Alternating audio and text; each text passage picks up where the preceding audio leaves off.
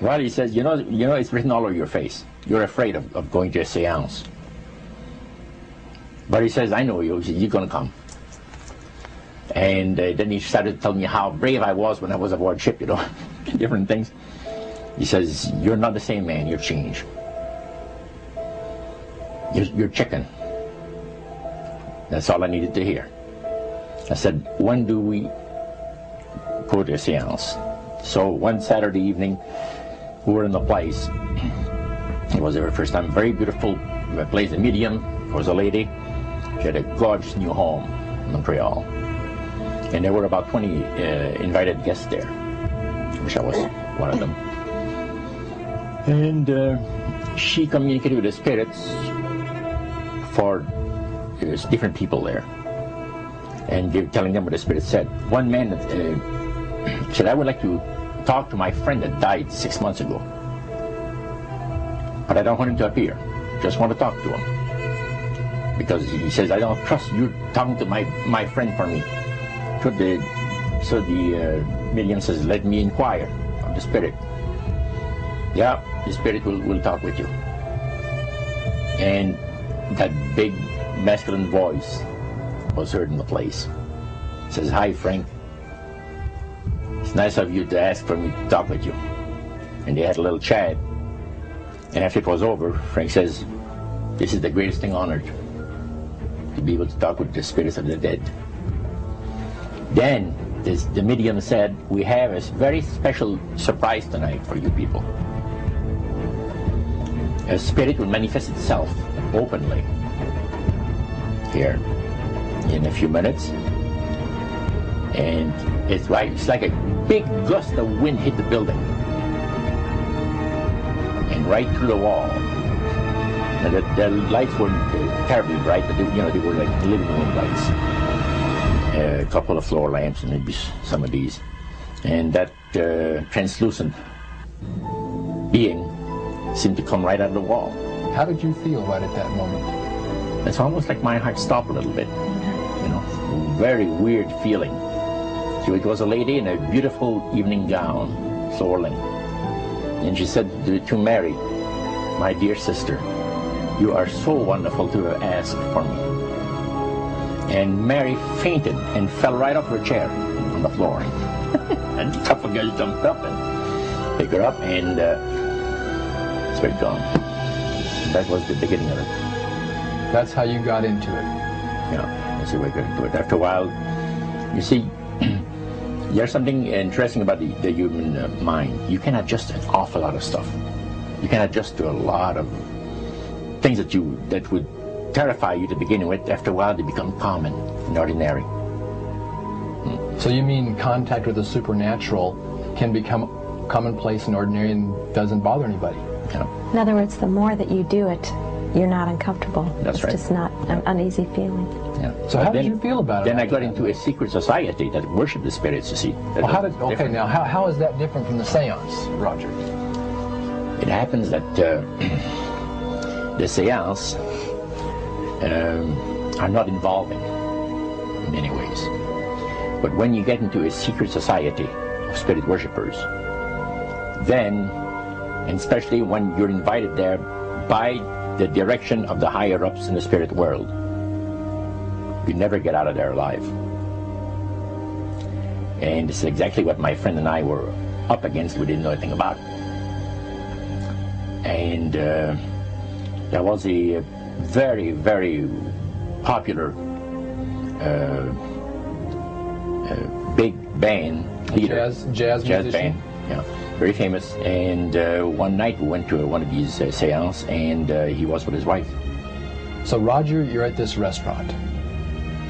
What happened? We sat there, and we had our favorite alcoholic beverages, you know. And as we talked, the band leader says, he says, I want power. I go right to the source of power. And he says, how do you think that I became famous the way that I am? Well, I said, you must have had some good luck. Well, he says, there's no such thing as good luck. He says, there's either some power working for you somewhere, or you don't get ahead in this world. Not in my type of occupation. So it went from there. We got talking about spirit worship. Did it intrigue you?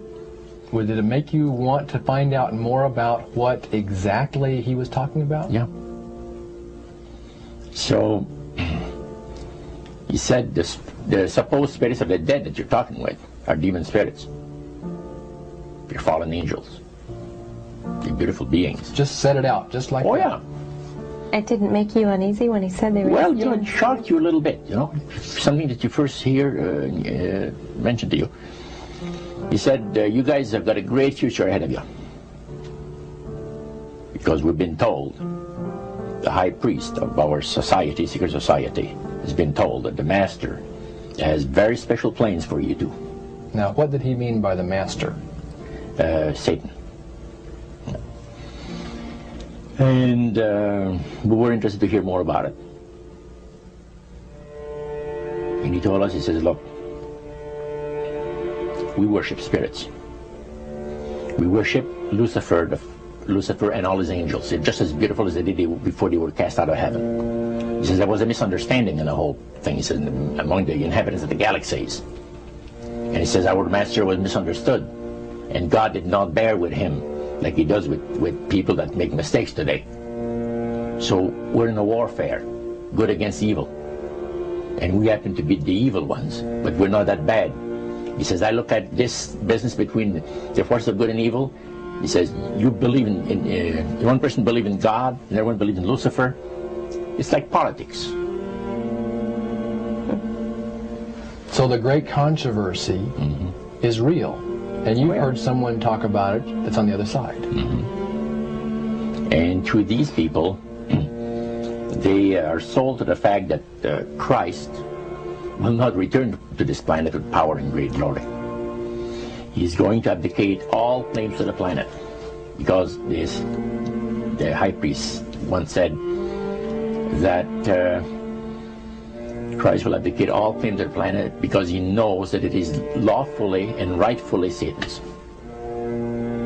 And at that time, he says, so the priest says, well, now, he says, for those of you that are new, let me tell you that this is the most